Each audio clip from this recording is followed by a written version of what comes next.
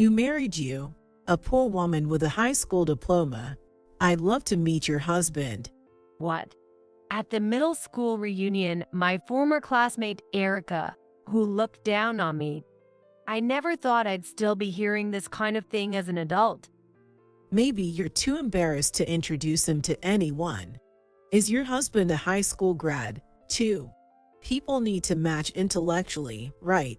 If you're both high school grads, maybe you're both working part-time jobs. It must be tough at the bottom. Intellectual level. Bottom. I can't stand her insulting not just me, but my husband, too. Just when I should give her a piece of my mind. A car parked next to us. It was clearly a luxury car. The black, polished body reflected the streetlights, drawing everyone's attention. And when the person got out of the driver's seat, everyone gasped. It felt like a scene from a movie. The man made eye contact with me and came over with a wave. And then Erica was about to face the greatest humiliation of her life. Catherine, was somewhat of a local celebrity. My dad was a business owner, running the biggest and most popular supermarket in our school district. I grew up in what I considered a fairly wealthy home. My parents got along well, and their educational values for me were nearly identical. As long as I listened in class and did my homework, I was free to do as I pleased. I got more allowance than most of my friends, so after school, I often went shopping or played with them, then did my homework at night, leading a pretty normal life. Catherine, you never flaunt your wealth. If it were me, I'd totally brag about it. It wasn't uncommon for friends and classmates to be surprised by this, but I always thought, it's my parents who are incredible for running the business and supporting each other. I haven't done anything brag-worthy myself. So I never felt superior to those around me. My friends understood how I felt and accepted it, but there was someone who reacted differently. True, Catherine, you really don't have anything to boast about yourself, do you? Erica was like the embodiment of both beauty and brains. Despite being in the same class since elementary school, our relationship couldn't exactly be described as good. I admired Erica, who was pretty and good at both studies and sports, but she seemed to dislike me and would pick on me at every opportunity. Especially when test scores were returned, she would always check mine and sneer. I wonder if you're a child of a wealthy family, and you're not good with money. In her hand was a perfect score test paper. In contrast, I had just the average score in the class. Erica has been hiring tutors since elementary school, and she's already studying for high school level. Her grades clearly show the results of her efforts. Even as daughters of business owners, we're so different. I feel bad for Catherine's dad. Yes, her father is also a president. He is running a major entertainment agency, and Erica, the only daughter, is expected to join the family business or become an entertainer herself. It's great that she has such ambitious dreams in middle school, but I don't understand why she looks down on me so much. My grades aren't too bad, and I don't deserve such criticism. Sure, we both are wealthy, but our families naturally have different spending habits and life philosophies. My parents think I don't need tutors for now. I wasn't trying to shift the blame to my parents, but I wanted to make it clear that we are different. However, Erica just shrugged. People with a naive mindset like yours will eventually face a harsh reality. I'm looking forward to seeing your future. As if her words were a curse, dark clouds loomed over my father's business. A large shopping mall was built right next to the shopping district. It didn't take long for this place, offering food, clothes, and everything else, to become the center of community life. Customers drifted to the shopping mall, and retail stores in the shopping district fell into financial difficulties. And just like the others, my father's supermarket site's sales declined as the days passed. Within 6 months, several small stores began to close down. Feeling the crisis intensifying, another 6 months passed. Catherine, we're moving next month. I knew it, but still asked. What about the supermarket? That supermarket is closing soon. The next day, signs saying going out of business sale. Thank you for your support appeared at my father's supermarket. My friends lamented the loss of the supermarket. But predictably, Erica was different. See, I told you your parents were not good at spending money. On my last day of school, while my classmates held a farewell party, she was the only one who seemed pleased about my departure, continuing to look down on me. My parents did their best. There's no reason for them to be ridiculed. I just brushed off her words and got for the situation. After all, I'll never see her again. 10 years passed, and I was reminded of the reunion through an invitation email. I wonder if I'll see Erica again. Even though we've both grown, she might still find fault with me. I wasn't keen on going, but aside from her, my classmates had been good to me. In fact, a few friends had contacted me individually, saying they wanted to see again at the reunion. I figured the benefits would outweigh the negatives, so I decided to attend. At the venue, there were familiar faces and some who had changed so much they were unrecognizable, each following their own path, sharing many stories. I was having a meaningful time until it was abruptly disrupted. Hi, Catherine. Long time no see. Erica approached me with her entourage from back then, sporting flashy makeup and a glittering party dress. Honestly, she looked stunning and glamorous. She had grown into a beautiful woman. However, her expression hadn't changed at all from those days. Hi, Erica. I recognized you right away, even after 10 years. That poor-looking outfit, that face that's seen hard times.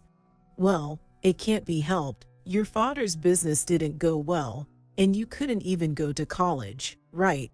It must be really tough working with just a high school diploma. I didn't respond to her words, just listened silently. I knew there was nothing to gain by reacting. If you're ever struggling with money, don't hesitate to ask me. I might be able to help you out. Wow, Erica, that's so kind of you. That's what successful people say, right? The other women with Erica cheered her on. These were her followers. They've always obeyed her, and it seems nothing has changed. Pleased with herself, Erica crossed her arms and handed me her business card. Well, I'm the heir apparent to that famous entertainment agency, so of course I'd be generous. Indeed, her business card read the vice president. Her followers peered at it and exclaimed in admiration. The vice president, wow. Which celebrity belongs to your agency? People you all know, from recent TV shows. Erica's bragging heated up, and we, feeling fed up, managed to break away and share a wry smile. As the reunion ended, we said our goodbyes and headed towards the hotel's driveway. Then I felt a hand on my shoulder. Ouch, Erica. Hey, you're not leaving already, are you?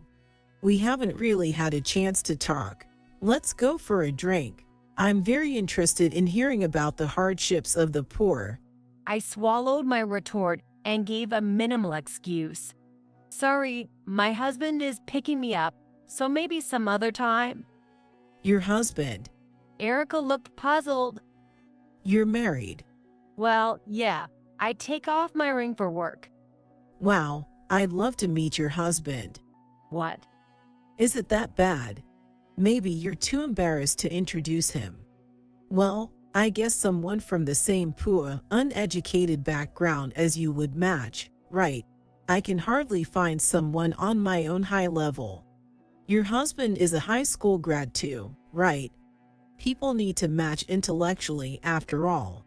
If you're both high school grads, maybe he's working part-time jobs too. It must be really hard at the bottom. Intellectual level, the bottom. I can't stand her mocking not just me, but my husband, too. Just as I was about to retort, a car pulled up beside us. It was clearly a luxury car. The black, polished body reflected the streetlight, drawing everyone's attention. Then, as the person emerged from the driver's seat, everyone caught their breath. A tall, handsome man with blue eyes appeared. The scene felt like something out of a movie. A good-looking man stepping out at a grand hotel. Whispers of is he an actor or a model? I feel like I've seen him somewhere could be heard. The man caught my eye and walked over with a wave. Sorry to keep you waiting, Catherine. I wasn't waiting. You're right on time. Thanks for picking me up. Sorry to bother you when you're busy. I'd go anywhere for you. He kissed me on the cheek. Amidst the cheers from the crowd, Erica's eyes widened and she muttered, Aaron. Given her industry connections, his name came to her easily. Yes, that. I hesitated to introduce him because I thought you might know. No way, he's your husband. That's right. Catherine is my partner. Aaron responded fluently in English. He was French and had been an actor since his childhood. He was such a talented actor that he appeared in Hollywood movies, but after graduating from college, he wanted to support the movie industry behind the scenes, so he started his own film company. His actor-like physique and well-defined features are because he was indeed an actor. And it's likely that many people, not just those in the industry, but also moviegoers, would recognize him. It's unbelievable. A high school graduate and the daughter of a bankrupt company is his wife. Well, actually, our business isn't bankrupt, and I'm not just a high school grad. What do you mean?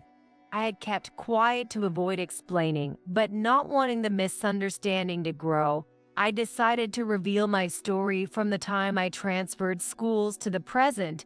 While the supermarket in the commercial district closed, my father's main business was a food company, with the supermarket being just one part of its subsidiary operations. We lived there to oversee the successful supermarket, but moved near the headquarters once there was no reason to stay. Seeing my father strive to build an industry that could compete with the shopping mall after we moved, I realized something.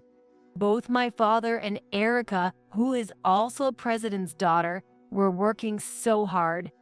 I was born into a wealthy family by chance, but I thought it would be a waste to do nothing and settle for that situation.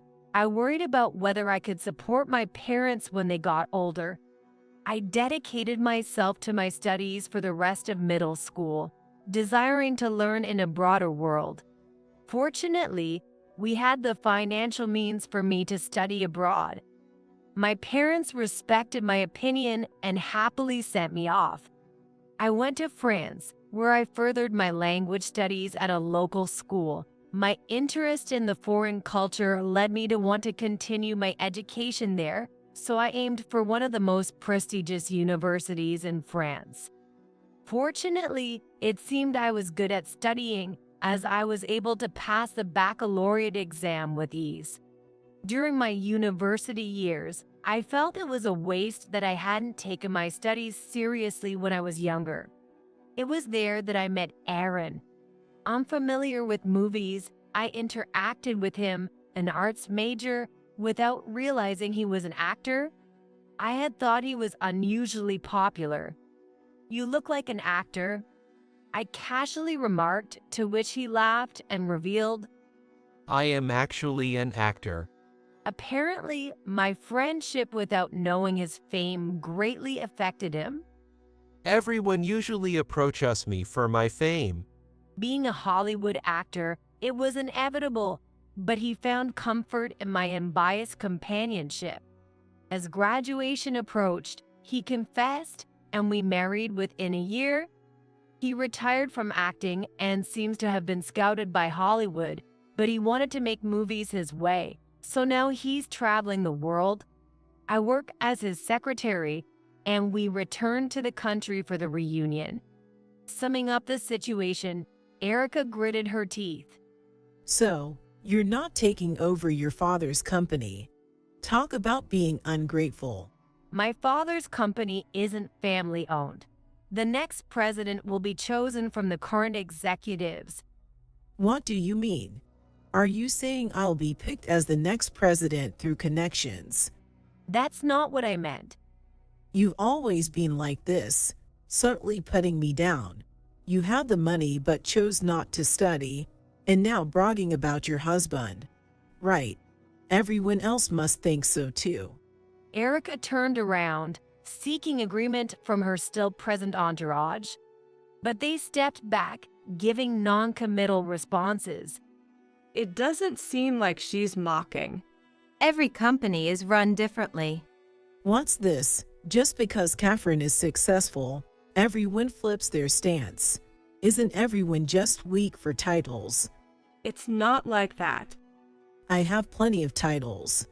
I graduated from a renowned university and am the vice president of a famous entertainment agency at this age. Entertainment agency. Oh, that reminds me. Aaron repeated Erica's words. After a thoughtful pause, looked at Erica intently and asked, Aren't you Richard's daughter? How do you know my father? I met him at a party 5 years ago. I think you were there, too. Oh, maybe that time. I didn't talk about work because it seemed you didn't know me then, but your father introduced us. I didn't understand because of your poor French, though. What did you say? ignoring Erica's distressed face. Aaron continued, I said it was okay to speak English, but you insisted on speaking broken French. I went along with it because you seemed self-conscious, but honestly, it was hard to watch. You said you graduated from a top American university, but your French was barely understandable. And about your company. Wait.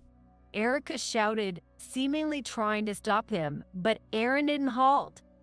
A lot of people are transferring to other agencies, right? I haven't heard good things. I hope your company lasts until you become president. Seemingly devastated by his words, Erica staggered to a nearby bench and looked away. You should really look at yourself and those around you. Aaron led me away from there. In the car, he asked me, How was the reunion? but I was more concerned about Erica. Aaron, you didn't have to go that far, especially with everyone watching. Catherine, you're kind, but she doesn't see, or maybe chooses not to see, the people around her. She was mean to you. Probably, no one ever really pointed out the reality to her or paid attention. It's sad for her too. Maybe saying a little could be good for her. I hope so. I am grateful for Aaron's help, but I couldn't stop thinking about Erica's feelings and spend a few days feeling troubled. A few days later, Aaron and I attended a party hosted by an American distribution company. We were so busy greeting people that we hardly had time to eat. Then, I thought I saw Erica in the corner of my eye. She stood alongside the current president, her father. She was talking to someone at a TV station, but the person had frowned and left. When I tried to look away, our eyes met. She looked like she was about to cry and then left the hall. Unable to stay put, I excused myself to Aaron and followed her, approaching her slowly in the lobby where she was looking down. You're laughing at me, aren't you? She spoke without looking at me, her voice much weaker than I remembered. Ever since we were young, I belittled you, looked down on you, and did the same at the reunion. But in reality, I'm the foolish one. With my job not going well, it must be amusing to you, right? That's not true. I think you're amazing.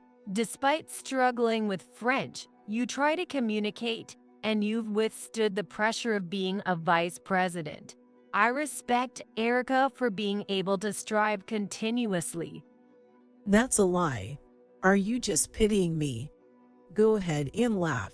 I can't look down on someone I don't feel superior to, but there is one thing I think that you are foolish. Erica looked at me with eyes reddened. Her expression not one of anger or hatred, but of resignation. You're not alone. Even if you're not good at studies or wealthy, there are plenty of people who see you for who you are. So there's no need to pretend to be strong. I'm not pretending to be strong. Then why were you always worried about exam scores, money, and educational background? You should know that having all those things doesn't necessarily fulfill you, right? That's because What do you want to do, Erica? How do you want to live? It's okay to do what you like because it's your life. it's too late. My father expects me to. He believes I will revive the company. Because I've always listened to my parents. I can do what they want. I always have. It seems that her parents were pleased when she did well in her studies, saying, "Our company is safe with Erica around." It's unclear if they were serious or joking at the time. However, she was indeed praised by her parents based on her academic performance. So she continued to work hard. Then she realized that her classmates would be envious of her. Her self-esteem grew stronger and stronger. However, she envied me, another president's daughter, who was raised with love and had many friends despite not focusing on studies. It's always bothered me that you were recognized by your parents and friends even though you didn't try as hard as I did. I didn't want to admit it. Erica slowly opened up to me. I continued to listen to her beside me. I understood that studying and money are not everything when I saw you. But for me, that was all I had. I had to live by wielding my money and grades. It's a fact that I've been acknowledged for it all along. That's true. My way of living has never been denied by anyone. So, I believed it was the right way. But I realized from you and Aaron's words the other day that people were just allies of my status, not of me. Looking at her, I felt pained yet saw her as fleeting and beautiful. You said earlier, right? Our company's been like that recently, not getting any attention. But my parents think if they put me in charge as the president, things will somehow work out, even though that's impossible. That's because your parents see the real you. I grasped her hands. They know you're hardworking and you don't shy away from your responsibilities, which is why they trust you with the important role of leading the company. Is it just because I'm a convenient daughter? Aaron said he wouldn't let someone he doesn't trust touch his belongings. People who own something as precious as a company must all feel the same. Is that so? Why don't you talk to your parents? If you share your feelings with them, you can build a better relationship. You've been holding back all this time, right? Yes, I've been enduring. As she started to cry, I offered her a handkerchief. While getting ready to leave with Aaron, I felt a hand on my shoulder, just like before. Erica, Catherine, her eyes, looking straight at me, shone brighter than anyone's. I told my dad I want to talk tonight. If the conversation goes well, I'll make the company bigger than before. That's great. You can definitely do it, Erica. True to my words, her entertainment agency improved its performance in just over a year. It became one of the top agencies in the country in terms of the number of talented artists and actors. I heard they're planning to expand overseas soon. All of this happened after the change in presidency. And then I had the chance to talk with her. Then I had the opportunity to talk to her again. Now we are business partners. I need help from your company and your own help. If I try to go down the wrong path, Will you stop me? Erica was more vibrant than ever. She wasn't as dressed up as before, but she looked far more attractive now. A business partnership between a movie company and an entertainment agency. It isn't unusual nowadays, and it would benefit us to leverage the actors in Erica's agency. With her as she is now, I want to work together. Aaron agreed. Both Erica and I shed our pretenses and status. Who's superior, who's competent, who has money. We discarded such useless scales. I used to dislike her, but knowing her vulnerabilities allowed me to reflect on my own life. I believe she's also walking a better path in life since our reunion. We can't live alone. If you say that it's okay to be alone, you'll only get a biased view. Having someone to scold, encourage, and guide you is the most valuable asset. Erica sometimes says, if I could be the reason she feels this way, nothing could make me happier. For her sake, and for Aaron, who trusts and keeps me by his side, I want to remain sincere and humble,